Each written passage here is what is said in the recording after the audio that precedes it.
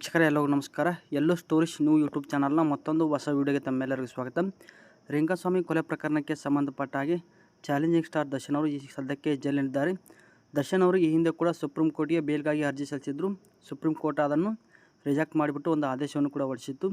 ಈ ಸದ್ಯಕ್ಕೆ ಸಾಮಾಜಿಕ ಮಾಧ್ಯಮದಲ್ಲಿ ಜೈಲಿನಲ್ಲಿ ಚಾಲೆಂಜಿಂಗ್ ಸ್ಟಾರ್ ದರ್ಶನ್ ಅವರು ಆತ್ಮಹತ್ಯೆ ಮಾಡಿಕೊಳ್ಳಲು ಯತ್ನಿಸಿದ್ದಾರೆ ಅಂತೇಳಿ ಸಾಕಷ್ಟು ವಿಡಿಯೋ ಮತ್ತು ಪೋಸ್ಟ್ಗಳು ಕೂಡ ಸಾಮಾಜಿಕ ಮಾಧ್ಯಮದಲ್ಲಿ ತುಂಬ ವೈರಲ್ ಆಗ್ತಾಯಿದೆ. ಇದ್ರ ಕುರಿತು ಕಂಪ್ಲೀಟ್ ಮಾಹಿತಿಯನ್ನು ಕೂಡ ಈ ವಿಡಿಯೋದಲ್ಲಿ ತಿಳಿಸಿಕೊಡ್ತಾ ಇದ್ದೀನಿ. ನೀವು ಕೂಡ ಚಾಲೆಂಜಿಂಗ್ ಸ್ಟಾರ್ ದರ್ಶನ್ ಅವರ ಒಂದು ಅಭಿಮಾನಿ ಆಗಿದ್ದರೆ ವಿಡಿಯೋವನ್ನು ತಪ್ಪದೆ ಲೈಕ್ ಮಾಡಿ ನಮ್ಮ ಈ ಒಂದು ನ್ಯೂಸ್ ಚಾನಲ್ಗೆ ಸಪೋರ್ಟ್ ಮಾಡಿ. ಬನ್ನಿ ಇವತ್ತಿನ ಒಂದು ವಿಡಿಯೋವನ್ನು ಸ್ಟಾರ್ಟ್ ಮಾಡೋಣ. ಈ ಹಿಂದೆ ಕೂಡ ಚಾಲೆಂಜಿಂಗ್ ಸ್ಟಾರ್ ದರ್ಶನ್ ಅವರು ಸುಪ್ರೀಂ ಕೋರ್ಟ್ ಮೆಟ್ಲೇರಿದ್ರು. ಅಲ್ಲಿಯೂ ಕೂಡ ಅವರ ಒಂದು ಬೇಲ್ ಸಿಕ್ಕಿಲ್ಲ ಅಂತೇಳಿ ಸದ್ಯಕ್ಕೆ ಜೈಲಿನಲ್ಲಿ ದರ್ಶನ್ ಅವರು ಆತ್ಮಹತ್ಯೆ ಮಾಡಿಕೊಳ್ಳಲು ಯತ್ನಿಸಿದ್ದಾರೆ ಅಂತೇಳಿ ಈಗ ಸದ್ಯಕ್ಕೆ ಸಾಮಾಜಿಕ ಮಾಧ್ಯಮದಲ್ಲಿ ಮತ್ತು ನ್ಯೂಸ್ ಚಾನಲ್ಗಳಲ್ಲೂ ಕೂಡ ಸಾಕಷ್ಟು ವಿಡಿಯೋ ಮತ್ತು ಪೋಸ್ಟ್ಗಳು ಕೂಡ ತುಂಬ ವೈರಲ್ ಆಗ್ತಾಯಿದೆ.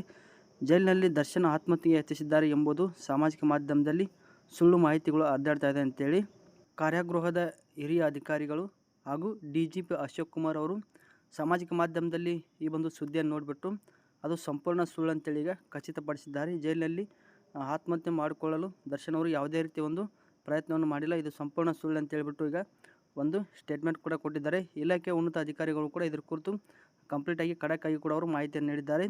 ಸಾಮಾಜಿಕ ಮಾಧ್ಯಮದಲ್ಲಿ ಹರಿದಾಡ್ತಕ್ಕಂಥ ಒಂದು ಮಾಹಿತಿ ಸಂಪೂರ್ಣ ಸುಳ್ಳಂತೆ ಕೂಡ ಅವರು ಈಗ ಹೇಳ್ಕೊಂಡಿದ್ದಾರೆ. ನೀವು ಕೂಡ ಯಾವುದೇ ರೀತಿ ಒಂದು ಭಯಪಡುವಂಥ ಒಂದು ಇಲ್ಲಿ ಅವಶ್ಯಕತೆ ಇಲ್ಲ. ದರ್ಶನ್ ಒಂದು ಅಭಿಮಾನಿಗಳು ಕೂಡ ಇದು ಸಾಕಷ್ಟು ಈ ಒಂದು ಸುದ್ದಿಯನ್ನು ನೋಡಿಬಿಟ್ಟು ಆತಂಕಕ್ಕೆ ಒಳಗಾಗಿರ್ತಾರೆ, ಅದು ಸಂಪೂರ್ಣ ಸುಳ್ಳು. ನೀವು ಕೂಡ ಚಾಲೆಂಜಿಂಗ್ ಸ್ಟಾರ್ ದರ್ಶನ್ ಅವರೊಂದು ಅಭಿಮಾನಿ ಇದ್ದರೆ ಈ ಒಂದು ವಿಡಿಯೋವನ್ನು ಲೈಕ್ ಮಾಡಿ, ಚಾನಲ್ಗೆ ಸಪೋರ್ಟ್ ಮಾಡಿ. ನೆಕ್ಸ್ಟ್ ವಿಡಿಯೋದಲ್ಲಿ ಸಿಗ್ತೀನಿ. ಧನ್ಯವಾದಗಳು.